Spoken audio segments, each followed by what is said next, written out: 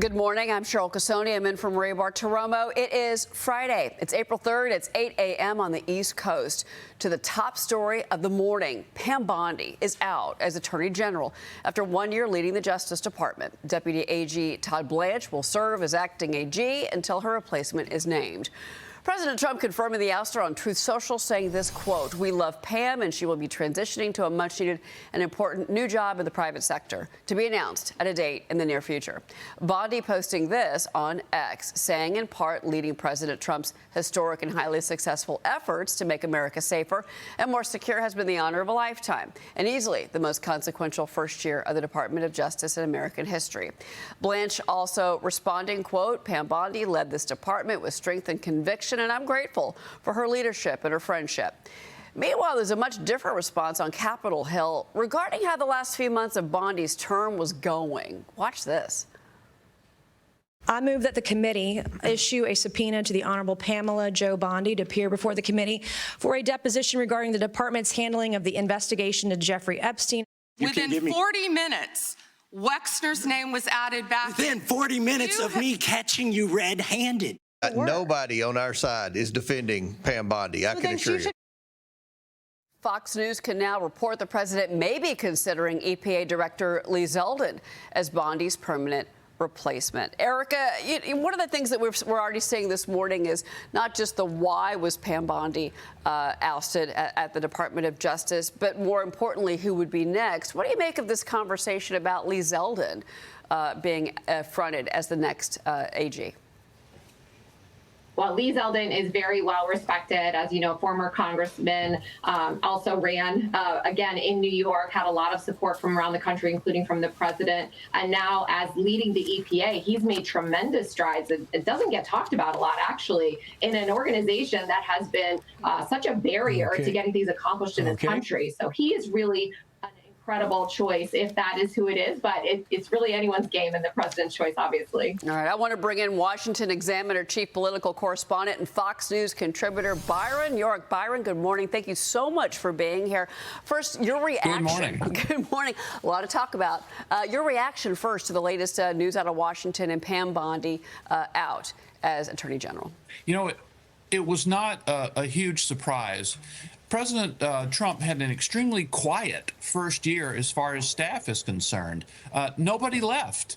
And that was a huge change from his first term in office. By this time in his first term in office, Trump had already fired 3 cabinet secretaries and removed another one to bring to the White House as the chief of staff because he had fired a White House chief of staff. So there was a lot of firing going on in the first Trump term, and I think the president was determined to avoid doing that this time. But clearly, with the Kristi Noem firing last month, he wanted a change at the Department of Homeland Security, and I thought when that went well, when he fired Kristi Noem and he was able to replace Kristi Noem with a good replacement without a lot of drama in the Senate, I thought it might be possible that the president would decide to make some other changes too. Well, you're talking about former Senator Markwayne Mullin, who now is running Department of Homeland Security. Okay, so we've mentioned the 2, but I want to get your take on this exclusive reporting by Politico this morning that the president's weighing other potential terminations. 2 names that Politico mentions this morning are Commerce Secretary Howard Lnik, that he may be in jeopardy, and they also talk about Labor Secretary Lori Chavez-DeRemer. Your thoughts on that?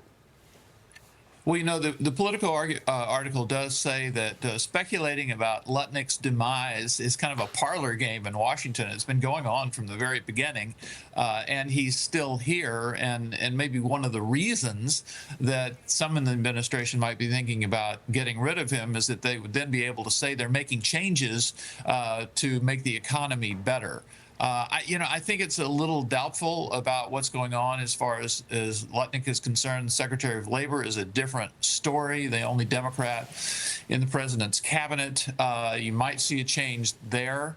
But right now, there are more controversial members of the cabinet, like Tulsi Gabbard, the DNI, the Director of National Intelligence, who might be subject to change more than some of the lower down members. Interesting. I do want to get your take and your thoughts on the why and why Pam Bondi was dismissed from this role. You know, many point to her handling or mishandling, if you will, of the Epstein files and the release that you know, and that many in the base were looking for more, and they felt that they weren't honored in that way. You know, at the top of the segment, we played comments from James Comer and from Nancy Mace, who were not happy with Pam Bondi and the work. But what do you think really led to her being terminated? Well, it does seem to be a couple of things, which is her handling of the Epstein files, and also her inability to push through prosecutions of some of the people who had pursued President Trump legally in the past, namely Letitia James, the Attorney General of New York, and James Comey, the former FBI director. The president clearly wanted them prosecuted. Those prosecutions did not work out. And, you know, they wouldn't work out with another attorney general either. But perhaps the president was really unhappy about that. You know, and as far as the Epstein files is concerned, the Justice Department released millions and millions of pages of this. It's not surprising that it took a while, given all the redactions that had to be made in these millions of pages. And while they've been terribly damaging for some reputations, they have not been for President Trump, because it appears that President Trump cut off relations with Epstein somewhere in the 2004-2005 period. And what has emerged is that the people who get in trouble over Epstein are the ones who stayed in touch with him, who stayed buddies with him after he pleaded guilty to sex trafficking a minor. So the Epstein files, as far as President Trump is concerned, there's been a lot of noise, but there really hasn't been any substance. All right, and something else you mentioned earlier, maybe the prosecutions of some of the president's foes, those enemies, maybe didn't go as he wanted them to go. I do want to move to the other big issue that's happening in Washington with you. I'd love to get your perspective, because House Speaker Johnson and Senate Majority Leader John Thune are now pushing this new plan to fund DHS. Thune says Republicans will try to keep the GOP-only bill funding border security operation as narrow as possible. President Trump pushing a June 1st deadline to pass that. House conservatives, meanwhile, reportedly expressing frustration over the new plan during a conference call yesterday. Sources are telling Fox News they're not willing to vote for anything defunding law enforcement. President Trump announced on Truth Social he's going to sign an order to pay all DHS employees while granting workers a 30-day tax filing extension. And call-out rates for TSA are down, we should say, Byron, by more than 40%. We had Congressman Chip Roy of Texas on with us in the last hour, and he's resisting as well this plan to fund this two-step approach to fund the Department of Homeland Security. Where do you think this goes? Yeah, this is just the craziest shutdown ever. Obviously, the president's executive action eased the problem for millions of people at the airports. But Democrats are still insisting on defunding parts of ICE and the Border Patrol. And, you know, you may have heard stories that, you know, ICE was funded all the way through 2029 with billions of dollars in this big, beautiful bill. And that's true of the actual ICE officers on the street, the enforcement operations. But, you know, Fox's Bill Malugin has reported there's a large support group of professional staff and clerical staff and others who work for ICE and who work for the Border Patrol, and they have not been paid in more than a month. And it looks like nobody's going to pay them for the near future. It makes absolutely no sense.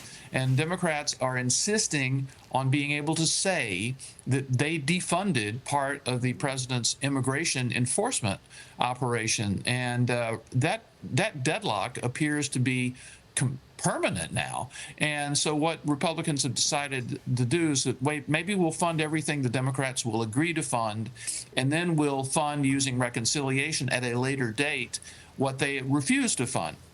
But nobody is on the Democratic side is coming out and saying, well, let's just fund the entire Department of Homeland Security. Yeah, no, it's a funding fight that continues, unfortunately, for Americans. They're still trying to travel. And, of course, those missed paychecks. Byron York, it's so great to see you. Thank you for being with us this morning.